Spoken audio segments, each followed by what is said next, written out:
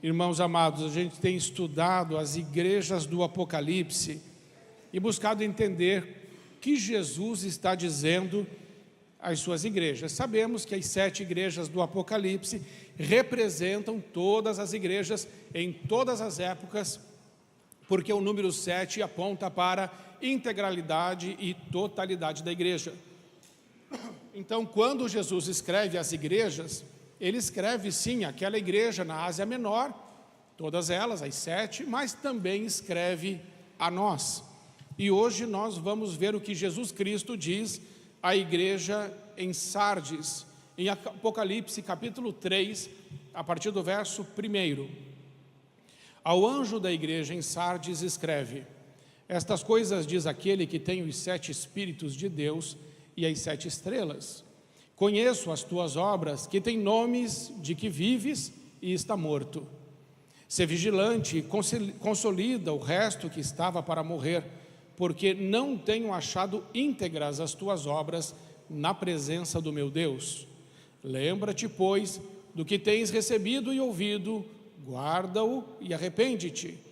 Porquanto, se não vigiares, virei como ladrão e não reconhecerás de modo algum em que hora virei contra ti.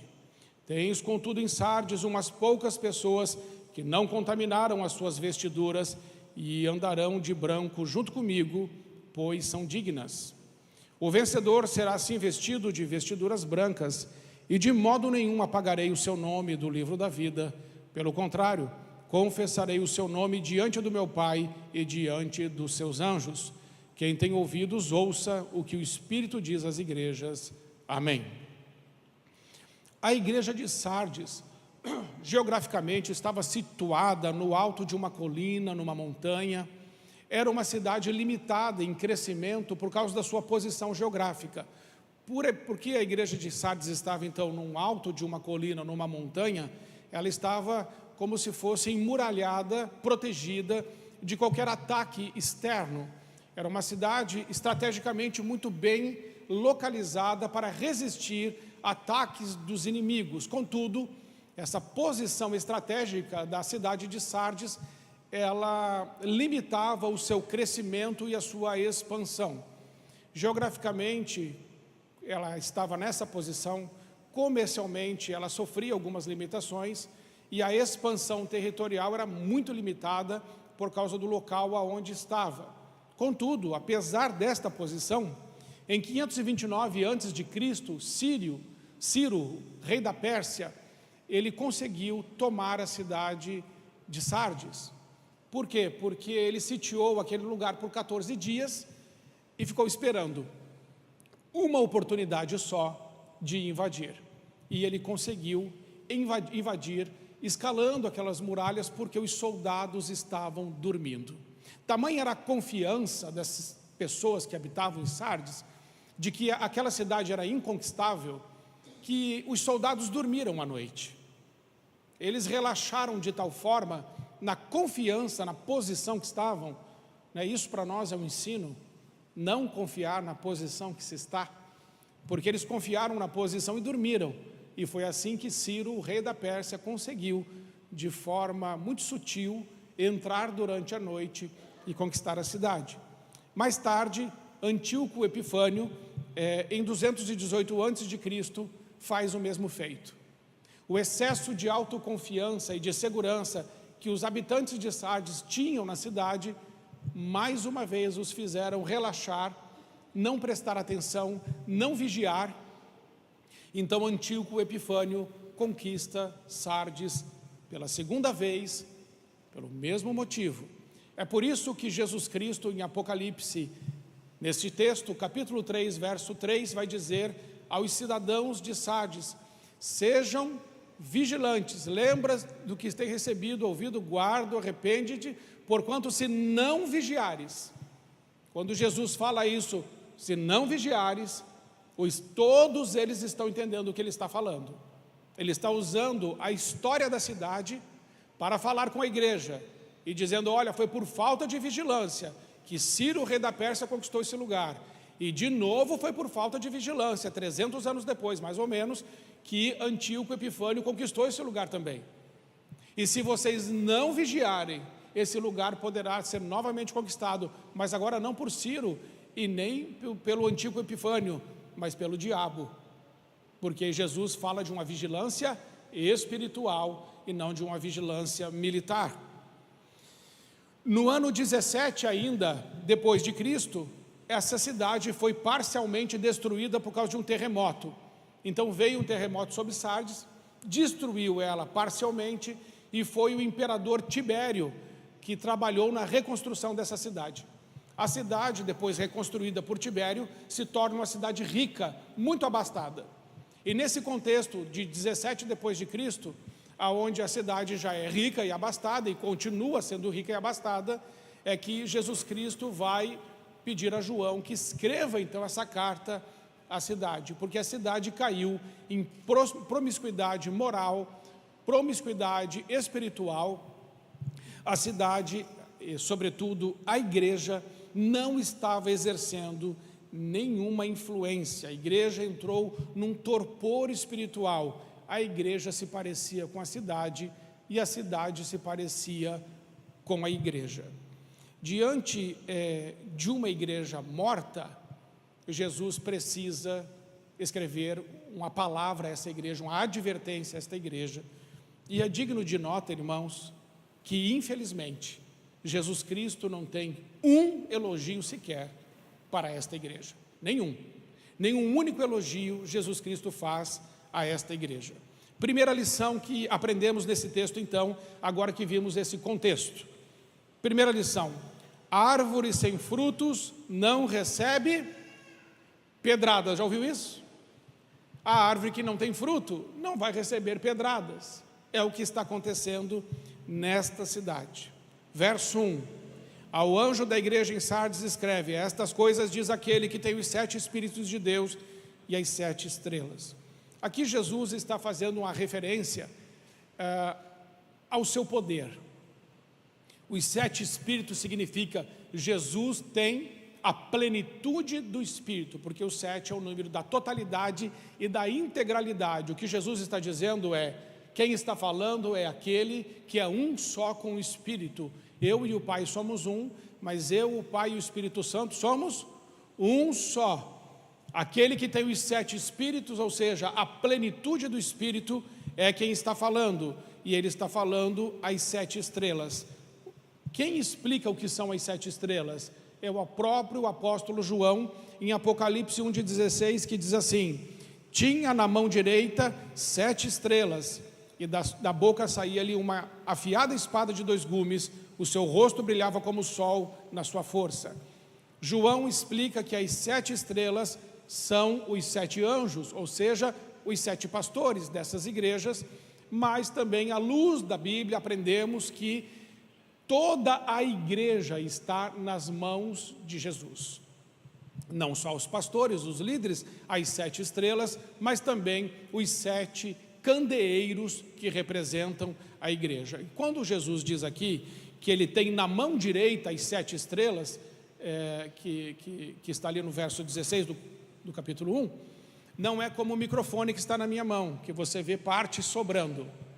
Quando Jesus diz: eu tenho na mão direita as 7 estrelas, é quando ele fecha a mão, está totalmente dentro da mão. Não existe parte que possa ser vista.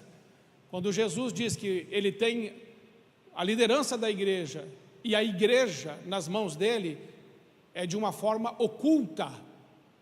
Por isso que está escrito lá em Colossenses 3:3, que nós estamos ocultos em Cristo Jesus. Acha esse texto lá: porque morrestes, e a vossa vida está oculta juntamente com Cristo. Essa é a figura da mão direita de Deus. É aquele que te guarda na mão dele de uma forma que não pode ser visto, porque você está completamente protegido, guardado, oculto. É o Salmo 91:1. Feliz aquele, ou bem-aventurado aquele que habita no esconderijo do Altíssimo. Qual é o esconderijo do Altíssimo?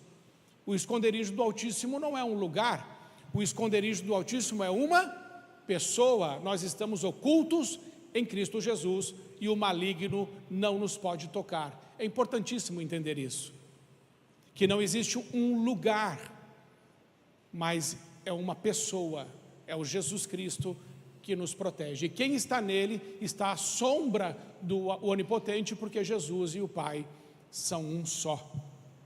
A palavra de Deus ainda diz lá em João 10, 28 a 30, a esse respeito da mão direita: e dou-lhes a vida eterna, e nunca hão de perecer, e ninguém as arrebatará da minha mão. Meu Pai que mas deu é maior que todos, e ninguém pode arrebatá-las da mão do meu Pai. Eu e o Pai somos um só. O que Deus está dizendo é: fique tranquilo, fique tranquila, você está nas minhas mãos, e das minhas mãos ninguém pode tirar você. Amém? Então, antes de mais nada, Jesus dá essa palavra para a igreja, porque quando Jesus nos adverte, Ele também nos adverte em proteção, em amor, em cuidado. E a mão direita significa, por que mão direita e por que não esquerda? Porque a mão direita é a mão operosa, é a mão eficaz, é a mão das obras. Também para o guerreiro é a mão que segura a espada. Ou seja, você está na mão, na minha mão, e na mão direita, ou seja, na mão que eu faço as coisas, que eu resolvo, que eu trabalho. Dito isso, ele continua dizendo: estás morto, tem nomes de que vives, e estás morto. Por que Jesus está dizendo isso? Porque nesta igreja, diferente da igreja de Pérgamo, diferente da igreja de Éfeso e diferente da igreja de Tiatira, nesta igreja não tem a doutrina de Balaão, não tem a doutrina dos nicolaítas e também não tem a doutrina de Jezabel. O que isso quer dizer?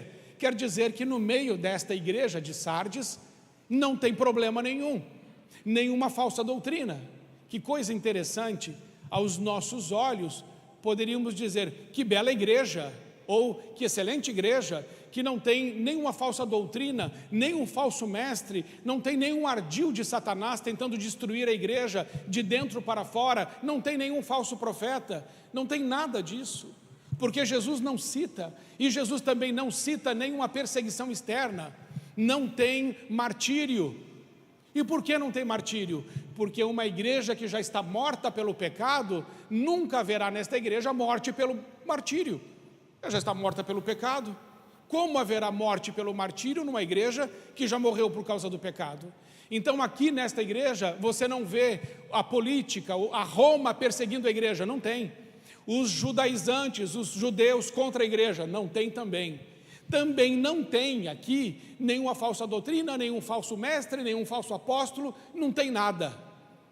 Por que não tem nenhuma resistência, nem fora e nem dentro da igreja? Porque essa igreja não é igreja, essa igreja é um clube. O que Jesus está dizendo para Sardes é: vocês são um clube, e clube não tem crescimento pelo Espírito Santo, clube cresce por adesão. Clube cresce por adesão. Como é que é a adesão? Bom, lá naquele clube tem as pessoas que eu gosto, então eu vou naquele clube porque eu tenho afinidade com as pessoas, e eu vou até lá para fazer parte daquele clube. Sardes era igreja clube, é uma igreja que cresce por adesão e não por conversão. A igreja genuína, a igreja de Jesus, ela cresce por conversão, e conversão significa arrependimento dos pecados, fé em Jesus Cristo e obediência na sua palavra. Isso não se via na igreja de Sardes. A igreja de Sardes era um mero clube, onde o crescimento da igreja, ele era muito mais um crescimento marcado pelo inchaço, então não é crescimento. A igreja que cresce é uma igreja onde o Espírito Santo está, e quem convence o homem do pecado, da justiça e do juízo é o Espírito Santo. E onde o Espírito Santo está, há conversões, existem batismos, existe amor pela palavra, existe confissão de pecados, existe lágrimas nos olhos, existe quebrantamento, porque o Espírito Santo de Deus provoca todas essas coisas em nossos corações. Mas nessa igreja clube, isso não existe. É uma igreja que não cresce, ela incha. É como um trauma. A igreja é um corpo, a figura do corpo vamos pegar. Se você der uma pancada no corpo, o corpo vai inchar. Bateu a perna não vai crescer. Porque o crescimento de uma perna, nós diríamos que é o resultado dos músculos. Não é assim, Bruna? Vai para a academia, faz aquele exercício mais difícil do mundo, o afundo. Eu vou lá, afundei, quase que não desafundei. Você faz o exercício, você sente a dor na sua perna, e aí você continua treinando, e daqui a pouco você começa a ver sua perna crescendo, que é resultado de esforço, disciplina, renúncia, dedicação. Inchaço é quando tem um trauma, bate, e aí a perna incha. A igreja de Sardes era uma igreja inchada, e não uma igreja que crescia por causa da presença do Senhor. E no inchaço, esse crescimento por inchaço, é um crescimento aonde vai reunir o quê? A gente, quando está com a perna machucada, a gente às vezes usava, os antigos usavam dizer assim, que a perna estava magoada. Está magoado o lugar. Aonde tem um monte de gente magoada, ferida, intoxicada, esse lugar não cresceu, este lugar inchou. E inchaço é uma marca de uma igreja morta. Diga amém, pelo amor de Deus. Então, e o crescimento é a marca de uma igreja viva. Agora, para a igreja crescer viva, ela vai precisar depender do Espírito Santo, reconhecer os seus pecados, pedir perdão a Deus, realinhar a sua vida, depender de Deus, chorar com Deus e se alegrar com Deus. Nada disso existia na igreja de Sardes.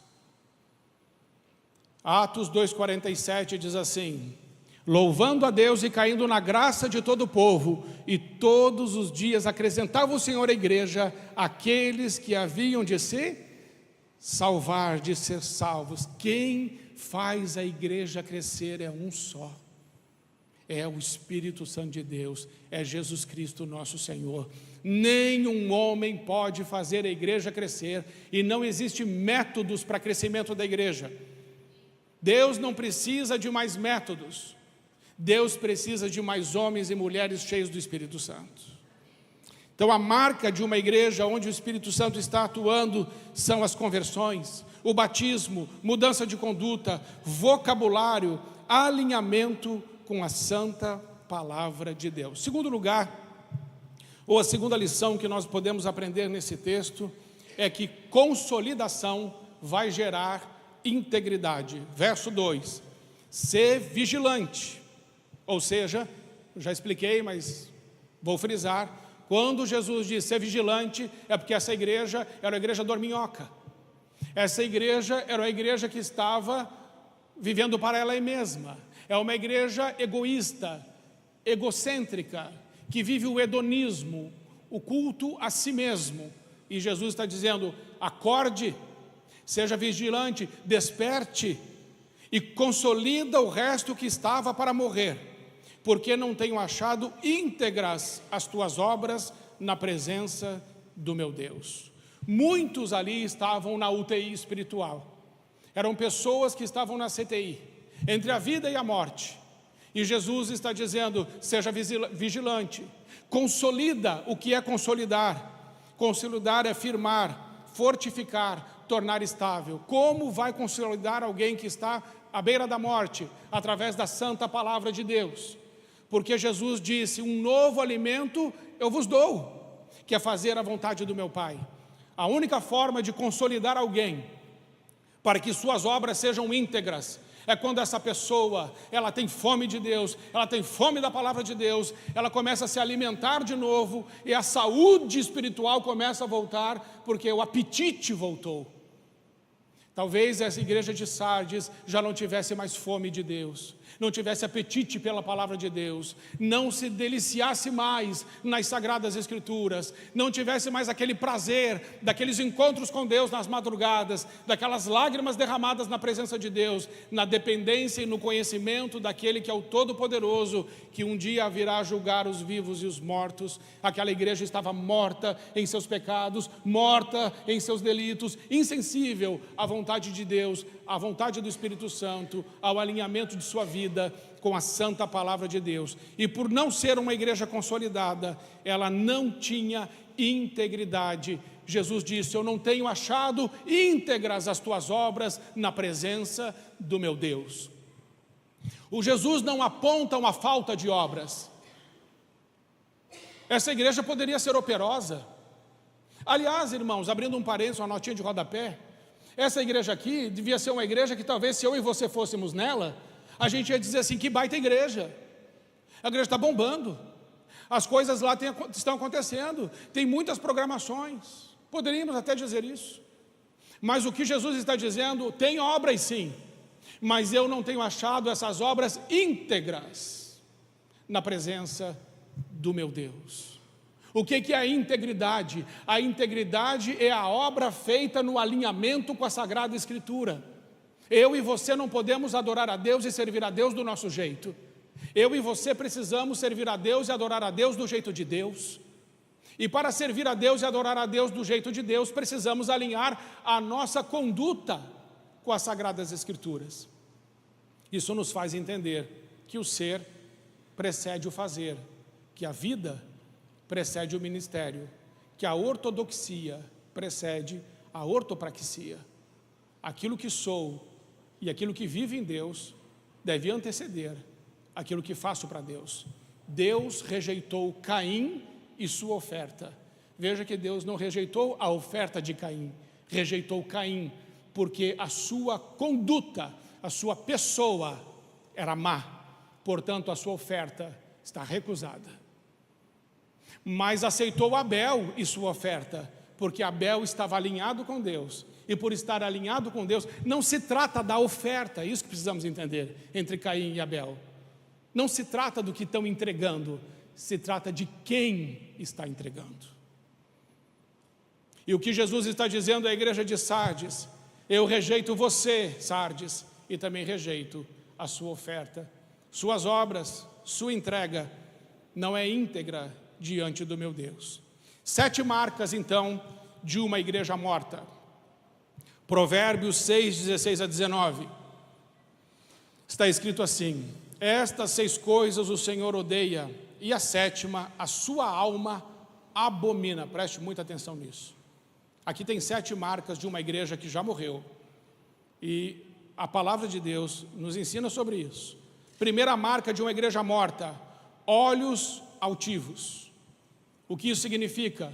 Soberba, arrogância. Hoje conversava na classe de batismo sobre o que significa Mateus capítulo 5, verso 3. Bem-aventurados os humildes, porque deles é o reino de Deus. O que significa ser humilde? A humildade consiste em você saber exatamente quem você é. Só que nós não podemos conhecer a nós mesmos a despeito de Deus e da sua palavra, porque foi Ele que nos criou, e é o Criador que diz o que é a criatura. Não é a criatura que diz para o Criador quem ela é, mas é o Criador que diz para a criatura quem ela é. A humildade é o saber exatamente quem eu sou. Só que eu só vou saber exatamente quem eu sou se aquele que me criou me falar, me explicar quem sou eu. E a Bíblia me explica. Eu sou um pecador, e o meu pecado me mata, e eu estou separado da glória do trono de Deus por causa do meu pecado. Quando eu sou humilde, eu sei exatamente onde estou, como filho pródigo, no chiqueiro, fedendo a porco, e se não fosse a graça de Deus e o favor de Deus, eu estaria naquele chiqueiro até hoje. Então, quando eu sou humilde, eu reconheço que nada sou, e que preciso desesperadamente da presença, do favor e do amor do meu Pai, para me tirar de um charco de lodo e de lama, para firmar os meus pés sobre a rocha, para colocar um hino nos meus lábios, um louvor ao meu Deus. Só Deus pode fazer isso. Quando eu sou humilde, eu sei isso. Quando eu tenho olhos altivos, eu acho que sou melhor que você. Acho que posso te julgar. Eu acho que posso te criticar. Eu acho que posso dizer coisas a seu respeito, mas Jesus disse: cuidado, antes de tirar o cisco do olho do teu irmão, tira primeiro a trave que está no seu olho. Ou seja, primeiro se enxergue, para depois criticar o seu irmão. Segunda marca de uma igreja morta: língua mentirosa. Fala e replica mentiras, fofocas. Pessoa que não tem compromisso com a verdade, lembrando que a verdade não é um conceito, a verdade é uma pessoa, a verdade é Jesus. Terceira marca: mãos que derramam sangue inocente, assassinam pessoas, assassinam os irmãos, cometem abortos, sangue inocente derramado, como o Abel que matou o Caim. Por que Caim fez aquilo? O Caim que matou o Abel. Por que Caim fez aquilo? Porque Caim estava morto. E uma igreja morta mata. E entenda que Caim matou Abel no culto. Era um culto. Porque eles estavam entregando oferta. E pela disputa de culto é que Caim matou Abel. Isso é uma marca de uma igreja morta. Quarta marca: o coração que maquina pensamentos perversos. Os cristãos de Sardes estão lá em Sardes, naquela igreja, mas aquela igreja não tem nenhuma diferença com o mundo. O que Jesus estava dizendo é: igreja de Sardes, vocês e a cidade, vocês são iguais. É por isso que não tem martírio nessa igreja, é por isso que não tem perseguição nessa igreja, é por isso que não tem falsos profetas tentando corromper o coração do povo, porque essa igreja já está morta. Pensamentos perversos. 5, pés que se apressam para fazer o mal. Se o pensamento tem a ver com aquilo que sou, pés que se apressam para fazer o mal tem a ver com aquilo que faço. Porque quando eu estou morto, eu praticarei obras mortas. Pelos frutos, disse Jesus, os conhecereis. Não tem como um espinheiro produzir figos. Sexta marca: a falsa testemunha. A pessoa que profere mentiras, e mentiras para denegrir, para manchar, para assassinar a reputação de outros. Sétima marca de uma igreja morta: o que semeia contendas entre irmãos. Lembre-se que essa é a sétima. 6 coisas o Senhor odeia, mas a sétima Ele abomina. É esta: é quando um irmão semeia contenda contra outro irmão. Não fale mal de ninguém. A marca de uma igreja morta, e talvez a maior marca de uma igreja que já morreu, é quando os lábios dessa igreja colocam irmão contra irmão. E o Senhor abomina. É interessante que tem algumas coisas que Deus odeia, mas essa aqui, Ele faz um destaque. Essa aqui Ele tem asco. Essa Ele tem nojo de pessoas que colocam os seus lábios para falar mal de outros irmãos. Terceira lição, verso 3. Lembra-te, pois, do que tens recebido e ouvido, e guarda-o e arrepende-te. Muito bem, voltemos para as Escrituras. Lembra-te do que tem recebido e ouvido. O que a igreja recebeu e ouviu? Senão a palavra de Deus. A igreja esqueceu. Sardes não conhece mais a palavra de Deus. A palavra de Deus para Sardes é só uma mera informação. Hoje talvez a gente seja o povo com maior acesso à informação sobre Deus, sobre a Bíblia, sobre as Escrituras. Nós temos um povo hoje muito bem informado, mas informação não significa que é verdade na minha vida. O Senhor Jesus não quer que a gente tenha mais informação sobre Ele. O Senhor Jesus, Ele quer que a gente tenha temor dEle, temor da Sua palavra, alinhamento e obediência ao Senhor e à Sua palavra. Lembra-te, pois, do que você tem recebido e ouvido. Ou seja, a igreja de Sardes, o Senhor Jesus está falando: volte-se para a palavra, porque a palavra de Deus é o nosso livro de regra, de fé e de prática. Ou vivemos pela palavra, ou então rasgamos, queimamos a Bíblia e deixamos de ir à igreja. Porque esta igreja, ela já abandonou a palavra de Deus há muito tempo. E por isso é uma igreja morta. E veja que os antepassados dessas pessoas aqui, talvez tenham conhecido o próprio Cristo, mas com certeza conheceram os apóstolos. Não faz tanto tempo. E eles já estão mortos. Isso é para você ver que basta 2 ou 3 gerações para que a fé que plantamos no coração dos nossos filhos seja completamente roubada e eles sejam totalmente desviados de Deus. Porque nós estamos falando só do ano 90 depois de Cristo. E já temos uma igreja morta. Uma igreja que não se identifica com a palavra. Mas a marca de uma igreja saudável é o amor pela palavra de Deus. Segundo, é uma escola bíblica. A marca de uma igreja bíblica tem classe do pastor. Tem santificação. Ou seja, não é só aprender, de ter informação na mente, mas de ter uma conduta alinhada com essa verdade que é a palavra de Deus. Uma igreja verdadeira, ela ilumina e ela salga. A igreja verdadeira tem um coração diferente, é isso que Jesus está falando. Quando ele fala assim, lembra-te, pois, do que tens recebido e ouvido e guarda-o. Guarda onde? Onde devo guardar? O salmista responde, Salmo 119, 11, guardo no coração as tuas palavras, para não pecar contra ti. Jesus está dizendo assim, igreja de Sardes, você lembra do que você tem recebido e ouvido? Então guarda-o, porque o seu coração está longe de mim. Sua boca confessa o meu nome, mas o seu coração está tão longe de mim. Mateus 15, 19 está escrito assim, pois do coração saem os maus pensamentos, os homicídios, os adultérios, as imoralidades sexuais, os roubos, os falsos testemunhos e as calúnias. Veja, irmãos, que é do coração do homem que saem essas coisas.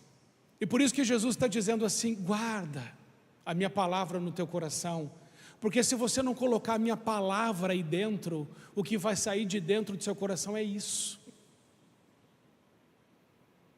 Jeremias ainda diz assim, Jeremias 17, 9, enganoso é o coração, mais que todas as coisas, e desesperadamente corrupto, quem o conhecerá? Jeremias alerta, o meu e o seu coração não prestam. Ou a gente guarda a palavra no nosso coração para não pecar contra Deus, ou nós vamos viver a imoralidade, a corrupção, o desvio ético e moral da santa palavra de Deus e emprestaremos os nossos lábios ao diabo para denegrir a imagem dos nossos irmãos, para difamar e caluniar os nossos irmãos e para termos marcas em nossa vida de uma igreja morta se não cuidarmos do nosso coração. Mas ainda está escrito, conhecemos o nosso coração através dos lábios. Veja o que Jesus diz em Mateus 12, 34. Raça de víboras, como podeis falar coisas boas sendo maus? Porque a boca fala do que está cheio o coração. O homem bom tira do tesouro bom coisas boas, mas o homem mau do mau tesouro tira coisas más. Digo-vos que toda palavra frívola que proferirem os homens, dela darão conta no dia do juízo, porque pelas tuas palavras serás justificado, e pelas tuas palavras serás condenado. É claro, as palavras de uma pessoa revelam onde está o seu coração. Você já conversou com pessoas que só sabem falar mal das outras? Já foi? Já foi a algum salão de cabeleireiro que a única coisa que a pessoa sabe é fazer mal, falar mal da igreja? Você já foi? Igrejas mortas, pessoas mortas, vomitando a maldade do seu coração. Cuidado, pelas suas palavras serás condenado, mas pelas suas palavras serás justificado. A boca fala o que está cheio, o coração. Guarda os teus ouvidos de toda a palavra má, porque se você deixar uma palavra ruim entrar em seu ouvido, ela poderá descer e habitar em seu coração. E Jesus continua dizendo, arrepende-te. O que é o arrependimento? É uma mudança de mente em primeiro lugar, Em segundo lugar, é uma mudança no coração. Em terceiro lugar, é uma mudança de atitude. Primeiro lugar, o arrependimento é uma mudança na mente. Veja só o que é o arrependimento: é a consciência de que eu estou fazendo errado. Quando eu não tenho consciência que estou fazendo errado, eu permaneço fazendo errado porque estou no engano. O arrependimento é eu sair do engano, reconhecer que estou errado. Vou precisar de humildade para isso, porque sem humildade não se constrói unidade, sem humildade não há confissão, porque eu não tenho a perspectiva correta de mim mesmo, porque a humildade é ter perspectiva correta, é saber que é um pecador, mas que foi salvo pela graça e pelo sacrifício vicário de Cristo. Então o arrependimento passa pela cruz, necessariamente, e aí eu me arrependo das minhas más obras, ou seja, eu tenho consciência do meu pecado, imediatamente haverá uma conversão no meu coração. Eu vou parar de maquinar o mal, eu vou parar de falar mal, eu vou parar de agir mal, porque o meu coração agora está se enchendo da palavra e do temor do Senhor. E em terceiro lugar, o arrependimento implica numa mudança de vontade. Não basta saber o que é errado, não basta simplesmente colocar no coração a palavra de Deus e não tomar nenhuma atitude em relação a isso. O terceiro aspecto do arrependimento é a mudança prática de atitude vista a olhos. É deixar o mau caminho e começar a andar no caminho santo, reto, de veredas de justiça do nosso Senhor. Arrepende-te, diz Jesus à igreja de Sardes. Sobre isso o apóstolo Paulo explica bem em 2 Coríntios 7,10, que diz assim: porque a tristeza, segundo Deus, produz o arrependimento para a salvação, que a ninguém traz pesar, mas a tristeza do mundo produz morte, porque a primeira tristeza que é produzida é uma tristeza que vem de Deus. Essa tristeza que vem de Deus vai produzir vida, porque você vai confessar o pecado. A segunda tristeza não produz vida, porque não gera confissão de pecado. Ou seja, o que se cria? O que se cria na segunda tristeza? Se cria uma narrativa conveniente para permanecer exatamente no lugar que está. É isso que o remorso faz. O remorso, ele maqueia, ele dissimula, ele manipula, ele distorce, para que a pessoa permaneça no mesmo lugar. Exemplo, Judas. Judas entregou Jesus. O que ele sentiu? Remorso. Para onde ele foi? Deus é que sabe. Pedro, ele negou Jesus. O que ele sentiu? Tristeza, segundo Deus. Ele chorou amargamente. Ele se arrependeu de ter negado Jesus.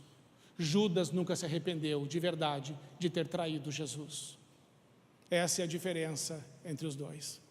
E se pudéssemos conversar com Judas, ele teria uma bela narrativa para explicar o porquê ele traiu Jesus. E a explicação, com certeza, seria uma excelente explicação. Contudo, vai ele e a explicação, tudo para o inferno. Entendeu? É sobre isso que Jesus está falando com a igreja de Sardes. E ele continua dizendo: vigia, porque o diabo ainda não terminou. O diabo atacou a igreja de Sardes. O diabo não atacou a igreja de Sardes com falsas doutrinas. O diabo não atacou a igreja de Sardes com martírio. O diabo não atacou a igreja de Sardes com perseguição. Com que então o diabo atacou essa igreja? Com mundanismo, com conforto, com narrativas convenientes. A igreja de Sardes, com certeza, tinha um conceito sobre ela muito bom, porque ela criou toda uma narrativa para ser uma igreja conformada com o mundo. Mas a palavra de Deus diz: não vos conformeis com este mundo, mas sede transformados pela renovação da vossa mente, para que experimenteis qual seja a boa, perfeita e agradável vontade de Deus. Essa igreja não experimentava a vontade de Deus, essa igreja vivia sua própria vontade. Por isso, era uma igreja morta. Indo para a conclusão, que horas que são ali? 11h20. Indo para a conclusão, sorte sua que é 11h20. Verso 4: tens contudo em Sardes umas poucas pessoas que não contaminaram as suas vestiduras e andarão de branco comigo porque são dignas. O que isso significa? Jesus está dizendo: olha, no meio dessa podridão toda da igreja de Sardes, no meio desse cemitério que é a igreja de Sardes, Jesus está dizendo: no meio de vocês existem algumas pessoas vivas, e essas pessoas que estão vivas na igreja de Sardes não têm suas vestes contaminadas com o pecado, com o mundo, com o falso testemunho, com a maledicência, com as fofocas, com colocar um irmão contra o outro irmão. Existem pessoas no meio de vocês que são pessoas sérias, mas sobretudo o que é ser digno? Digno é aquele que é lavado, é purificado, é transformado pelo sangue do nosso Senhor Jesus Cristo. Nenhum homem, nenhuma mulher é digno em si. Esta dignidade que Jesus está falando é a dignidade dele na pessoa. É isso que é ser digno. Não tem a ver com nossa conduta moral, com o nosso comportamento ético e com o acerto na nossa obediência. Isso não tem nada a ver com dignidade, desta dignidade. Isso tem a ver com o processo de santificação. A dignidade que Jesus está falando é o sangue dele em cima da pessoa. Ou seja, a minha vida está sob sua vida, por isso você é digno. Porque é João 15, onde Jesus diz assim: sem mim nada podeis fazer. Sem mim estáis mortos em vossos pecados e em vossos delitos. A dignidade é resultado da fé que temos no nosso Senhor. Verso 5: o vencedor será assim vestido de vestiduras brancas, e de modo nenhum apagarei o seu nome no livro da vida. Pelo contrário, confessarei o seu nome diante do meu Pai e diante dos seus anjos. Quem tem ouvidos, ouça o que o Espírito diz às igrejas. O que Jesus está dizendo é: um dia, igreja de Sardes, vocês não estarão mais aqui. Um dia, vocês estarão na minha presença. É isso que ele está dizendo. E naquele dia, os dignos ouvirão dos meus lábios: vinde, benditos do meu Pai, e entrem no gozo do seu Senhor. Vinde, benditos do meu Pai, vocês são meus. E essas vestiduras brancas que estão usando é resultado do meu sacrifício na cruz do Calvário por vocês. E porque se arrependeram e viveram de acordo com a minha palavra, agora vocês deixam um mundo que nunca foi casa de vocês para viverem comigo na sua verdadeira casa, sua verdadeira pátria, a sua verdadeira morada, que é junto comigo. Vale a pena ser cristão de verdade. Vale a pena obedecer a Jesus. Vale a pena ser igreja viva. Não vale a pena ser uma igreja que incha, ser uma igreja clube, ser uma igreja de adesão, ser uma igreja fofoqueira, que calúnia, que difama, que distorce, que contamina, que fala mal do Senhor e que fala mal do seu corpo. Não vale a pena. Que sejamos cristãos como os poucos que mantiveram as suas vestes limpas. Que Deus nos ajude, irmãos, a sermos esta igreja, em nome de Jesus. Amém. Vamos ficar em pé, vamos orar. Senhor Jesus, muito obrigado pela tua carta à igreja de Sardes. Mas muito mais que uma carta a uma igreja que estava localizada na Ásia Menor, incrustada naquelas montanhas, no alto daquele monte, esta carta é dirigida a nós. Ajuda-nos a nos manter vigilantes, para que a gente não caia no sono espiritual e deixe de ver o que o Senhor está vendo. A igreja de Sardes tinha fama e nome de quem estava viva, mas o Senhor disse que ela estava morta. Senhor, faz de nós uma igreja viva, e tão viva que possamos ver o Senhor andando no meio de nós, operando sinais, maravilhas, milagres, vendo o crescimento da igreja, vendo o temor do povo, de todos nós, ao Senhor e à sua santa palavra. Obrigado porque éramos indignos, mas com o teu sangue lavaste as nossas vestes e nos tornaste, a cada um de nós nos tornou dignos. Obrigado, Senhor Jesus Cristo. Fique conosco e continue falando aos nossos corações, porque queremos guardar o nosso coração para não pecar contra Ti. Em nome de Jesus. Amém. Deus abençoe. Vamos louvar o Senhor.